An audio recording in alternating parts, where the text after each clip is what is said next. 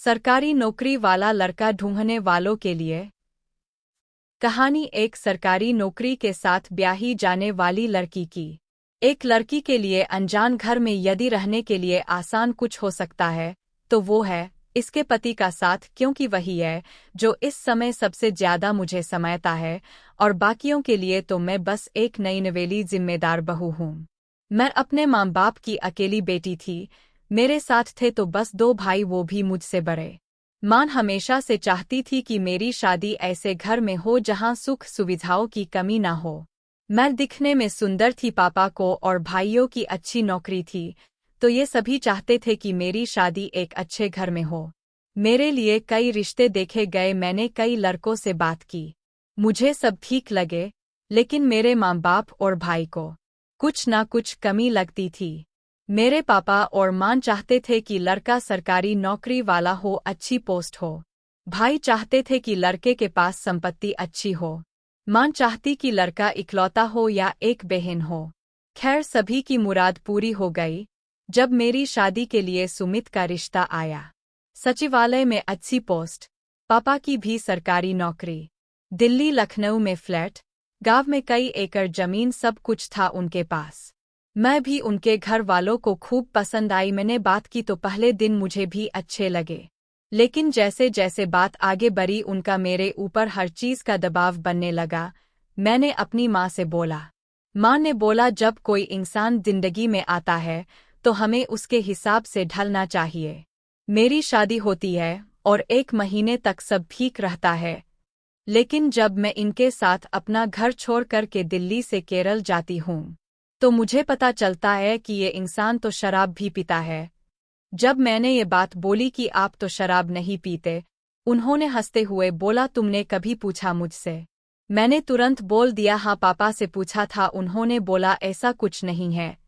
मैंने अपने माँ से इस बारे में बात की। माँ ने बोला, बेटा रिश्ता अच्छा था, स्टेटस अच्छा था, सरकारी नौकरी थी, इसलिए शराब की बात छुपाई गई और कोई बुराई थोड़ी ना है इसमें। मैं स्तब्ध थी। मैंने 2 दिन बाद बड़े भैया को फोन किया। भैया को बताया तो उन्होंने बोला, और किस जमाने में जी रही हो, आजकल तो सभी पीते हैं, थोड़ा एडजस्ट करो। मैंने मन को रोकते हुए उन्हें मना कर दिया, लेकिन कुछ समय बाद मैंने देखा कि मेरे पति के फोन पर अन्य लड़कियों के मैसेज आते हैं। हिम्मत जुटाकर जब मैंने बात की तो वो मुझ पर भड़क और हिदायत दी कि आज के बाद मेरा फोन कभी मत छूना। लेकिन कुछ समय बाद इनके सोने के बाद मैंने फोन खोल के देखा तो मेरे होश उड़ गए। इनका चक्कर एक साथ 2-3 लड़कियों से था। सारी रात मुझे नींद नहीं आई। जब सुबह ऑफिस जाने का समय हुआ तो मैंने बोला कि जब आपको यही सब करना था तो शादी क्यों की और मेरी जिंदगी क्यों बर्बाद की। इस पर गुस्सा होकर उन्होंने मुझे जोर से एक तमाचा मारा और बोला, जब माना कर दिया तो क्यों फोन छुई, और खबरदार जो किसी को बताया नहीं तो मार कर यही केरल में दफना दूंगा। मैं डर गई और अपने पापा को फोन करके और माँ को फोन करके सारी बात बताई। उन्हें अभी भी लग रहा था कि गलती मेरी है, मुझे ऐसे किसी सरकारी नौकरी करने वाले का फोन नहीं देखना चाहिए। असल में उन्हें मुझसे ज्यादा उस लड़के की सरकारी नौकरी ज्यादा अच्छी लग रही थी। लेकिन यहाँ पर मेरे पापा ने गलती कर दी। एक अच्छा प्लान बनाने और बेटी की बातों पर यकीन करने की बजाय उन्होंने सीधा मेरे पति को फोन कर दिया और बोला, दामाद जी अब ये सब लड़की वाला काम छोड़ दीजिए, ये सही नहीं है।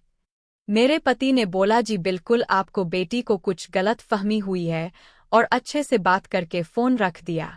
शाम को घर आए और खाना खाया। जब मैं बेड पर सोने जा रही थी तो मुझे 2 झापड़ मारा और बोला, क्या जरूरत थी बताने की। मैंने जवाब में बोला, मेरी जिंदगी खराब करने का कोई हक नहीं है आपको।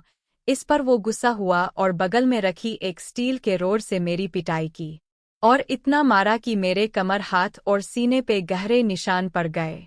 कुछ देर बाद जब मैं रोती हुई शांत हुई तो उन्होंने जबरदस्ती मेरे साथ शारीरिक शोषण किया।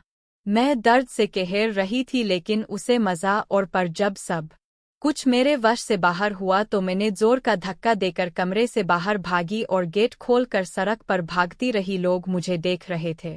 तभी बगल के क्वार्टर में दिल्ली के एक और कपल रहते थे। मैंने दरवाज़ा खटखटाया, जब तक वो खोलते तब तक लोगों को भीड़ लगी थी।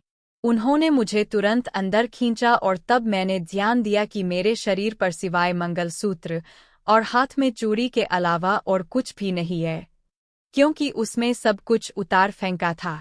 मैं अंदर से आहत हो गए और उन्होंने मुझे कपड़े पहनाए, पानी दिया। मैं बोलने की स्थिति में नहीं थी और नींद की दवा खाकर सो गई। सुबह उठने पर उन्होंने घर पर फोन किया, जिसके बाद मेरे पापा और भाई आए और मुझे वापस लेकर आ गए। मेरी शादी सिर्फ 1 महीने चली, उसके बाद भी मेरे घर वाले इस कोशिश में थे कि हमारे बीच सुलह हो जाए, क्योंकि सरकारी नौकरी और अच्छी प्रॉपर्टी वाले अच्छे रिश्ते जल्दी नहीं मिलते। पर मैंने माना नहीं और हमारा डिवोर्स हो गया। लेकिन उसके बाद जब मैंने दूसरे लड़कों से शादी की बात की तो लोग मुझे एक्सेप्ट नहीं करते, क्योंकि मेरे ऊपर डिवोर्स का टैग लगा है। बिना मेरी गलती के भी मुझे सजा मिल रहा है और घर में भी मां और भाई इस स्थिति के लिए मुझे हो दोषी मानते हैं। उनका कहना है, अगर मैं समय से समझौता करती तो ये दिन नहीं देखना पड़ता। मैं सभी लड़कियों से यही गुजारिश करूंगी कि सरकारी नौकरी अच्छी प्रॉपर्टी से ज़्यादा ज़रूरी है। आप ये जानिए कि जिससे आपको शादी हो रही है उसका चरित्र कैसा है, क्योंकि प्रॉपर्टी, सरकारी नौकरी सिर्फ आपको बाहरी खुशी देगी, लेकिन आप अच्छी जिंदगी जीना चाहते हैं और अंदर से खुश होना चाहते हैं तो एक चरित्रवान लड़के और परिवार वालों से शादी करें। नहीं तो इस दुनिया में एक बार शादी हो जाए तो अपने माँ बाप भाई भी दुख के समय साथ नहीं देते हैं। दोस्तों, इसी तरह की और भी कहानी सुनने के लिए आप अपने चैनल स्टोरी विथ जेके को सब्सक्राइब करना ना। धन्यवाद।